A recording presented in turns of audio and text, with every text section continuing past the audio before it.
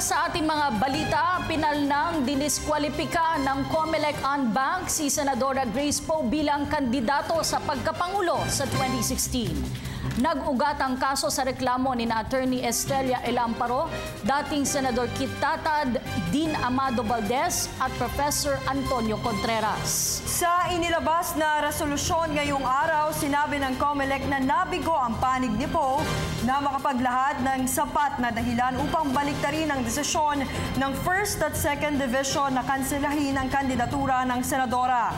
May 5 araw naman ang kampo ni Poe para makakuha ng temporary restraining order mula sa Korte Suprema. Narito ang ulat.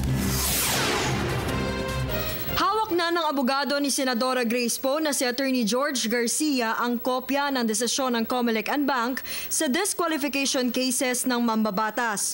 Sa botong 5-2, kinatigan ng Anbank ang pagdidiskwalipika ng COMELEC 1st Division kay Poe. Ang naging ruling naman sa COMELEC 2nd Division ay 5-1-1 kung saan nag-dissent si COMELEC Chairperson Andres Bautista at nag-inhibit naman si Commissioner Christian Robert Lim dahil dati niyang katrabaho ang petitioner na si Attorney Estrella Elamparo. Ipinakita ni Bautista ang resulta ng kanilang botohan. Kapansin-pansing naniniwala ang buong Anbank na hindi natural-born Filipino si Poe, pero pagdating sa residency, tanging si Commissioner Louie Guia at Bautista lamang ang naniniwalang naabot ng senadora ang 10-year residency requirement. Hindi naman sang-ayon sina Commissioner Guia, Lim at Bautista sa akusasyong intentional ang pag-misrepresent ni Poe sa kanyang residency. Kakampi rin ni Poe sina Bautista at Commissioner Alpareño pagdating naman sa akusasyong intentional din ng misrepresentation sa kanyang citizenship. Sa pinal na botohan para sa COMELEC 1st Division, lahat maliban kay Bautista ang bumoto para i-disqualify si Poe. Sa COMELEC 2nd Division naman, lahat maliban kay Bautista at Lim ang pumabor para kanselahin ang kandidatura ng senadora. Kinwestiyon ni Attorney Garcia ang timing ng paglabas ng desisyon. Tila itinaon daw malapit sa holiday ang paglalabas nito, gayong may 5 araw lamang sila mula sa pagkakatanggap upang makakuha ng TRO mula sa SC para manatili sa balota ang pangalan ni Poe. Wala pong Korte Suprema ngayon.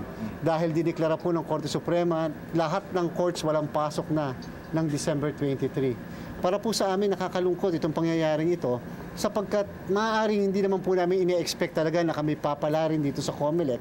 Ang sobra lang po kami nalulungkot kung bakit nailabas po ito 2 araw bago ang Pasko. Kasing tinatawag na sa Ingles, judicial courtesy.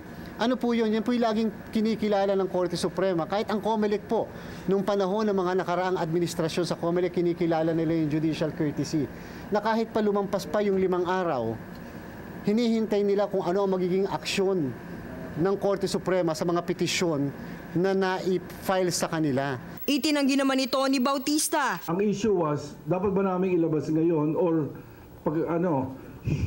hintayin na lang natin matapos yung holidays. Pero ang magiging problema nga nun is that kung naman din masyadong matagal, baka mawalan sila ng panahon pumunta sa Supreme Court. No?